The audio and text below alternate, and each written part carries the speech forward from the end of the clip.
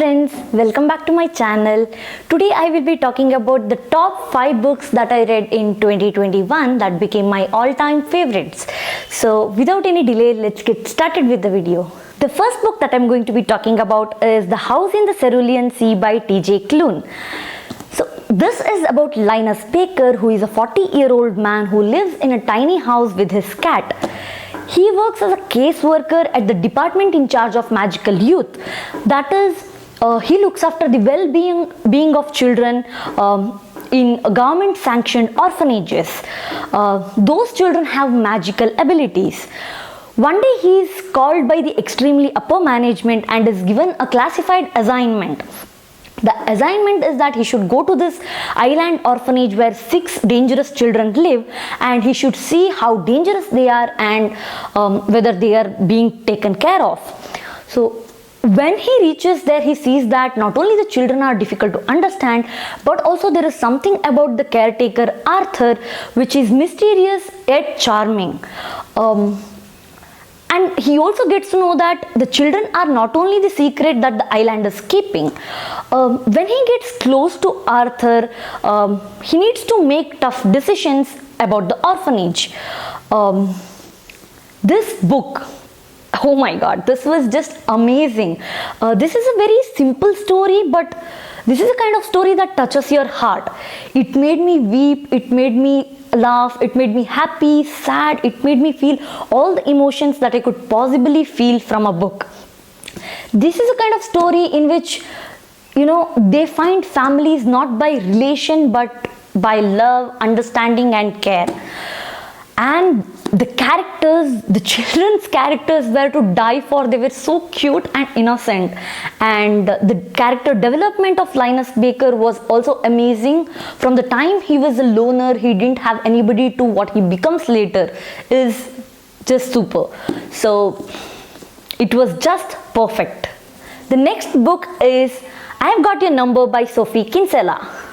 So Poppy White is about to marry her ideal man, Magnus. But during her bachelorette party, she loses her ring. Not only that, her phone also gets stolen. So when she's thinking what to do, what number to give to the hotel staff to reach out to her if they find her ring, she sees a phone in the trash can in the lobby of the hotel. So finders keepers, she takes the phone and gives that number to the hotel staff and tells them to reach out to her if they find her ring. This phone actually belongs to a businessman, Sam. When he asks her to give back his phone, Poppy being Poppy, she says to him that she is going to send all the emails and messages to him without even reading them. So not able to argue with her, Sam agrees. So soon they find themselves getting involved in each other's lives, and then things start getting complicated. So this book was hilarious. I laughed so much reading this book, and Poppy White's character was just amazing. She's the kind of person who is full of life, and she's so curious about everything. She says Sam that she's going to send all the messages and emails without even reading them, but she doesn't do that. She reads most of the emails, all of the emails and all of the messages that he gets, and she also replies to some of them. So that's why things become so complicated. So I just love this book. I highly recommend it. The next book that I'm going to be talking about is The Nightingale by Christine Hanna. So this is a historical fiction that is set up at the time when Nazis invaded France. So this is about 2 sisters and their struggle to cope up with the situation. So Vian's husband is called to the front and then he becomes prisoner of war. So when a German captain is requisitioned at Vian's home, she and her daughter must live with the enemy or lose everything. So she is forced to make decisions after decisions when there is no food, no money and no hope. Isabel is someone who is rebellious and she wants to fight against the Nazis in any way possible. So she agrees to help the airmen who were helping France but got shot by the Nazis to cross to Spain through the mountains on foot. So this book, I can't even say how much I loved this book. There are no words to explain.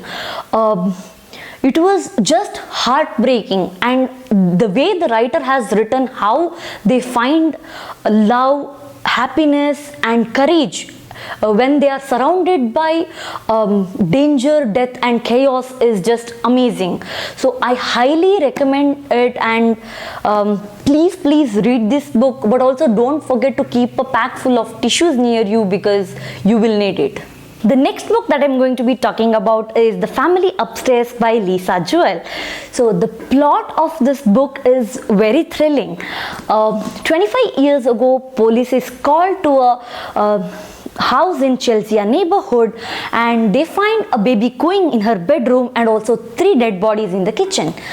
And the 4 children who are reported to live there are missing. So now when Libby turns 25 years, she gets a letter and which she's been waiting for her whole life, that is to know who her real parents are.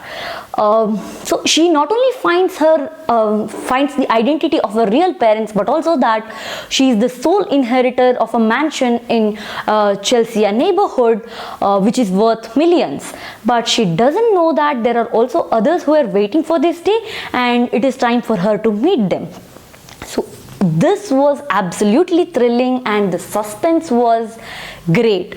I was so curious to know what happened to those 4 children and about those 3 dead bodies, and if 2 of the dead bodies were of Libby's parents, then whose was that 3rd body? So usually what happens is, whenever I have these questions in a thriller book, I don't get a very satisfactory answers, but that is not the case with this book. The answers that I found for these questions by the end of this book were so satisfying, and that's why I enjoyed it very much. And I believe there is a sequel coming to this book in July 2022, so I'm dying to read it. The next book that I'm going to be talking about is The Humans by Matt Haig.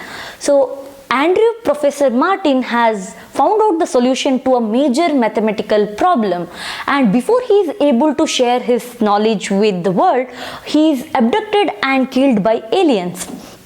So the aliens doesn't want humans to have this knowledge because they know that humans are not capable of handling this knowledge and will destroy everything. So an alien is sent to Earth to find out if the professor has shared this information with his family and friends, and to eliminate all the evidences and also the people related. So this alien is sent as Professor Andrew Martin, and he comes and he gets to know many things from professor's wife and son, and then he gets to know that there is more to humans than what the aliens think.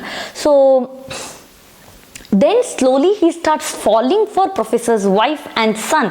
Then he should make a difficult decision whether he should complete his mission and go back to his home, or stay here in the home and family that he has made for himself in Earth. So this started as a funny read, but then it turned out to be an emotional one. So I loved this book, and Matt Haig's books are not fast-paced, but the characters are so good that you connect to them emotionally. This is my favorite book of Matt Haig. I've read The Midnight Library and How to Stop Time and few others, but this is my favorite. So the character development of that alien, how he feels about humans in the beginning, he feels humans are low and funny, and then later on he starts to respect humans and understands them. So that was amazing, and I loved it very much. So that's it for this video. So if you like this video, please like, comment and subscribe to my channel, and also hit the bell icon for notifications on more videos. Thank you for watching. Bye bye.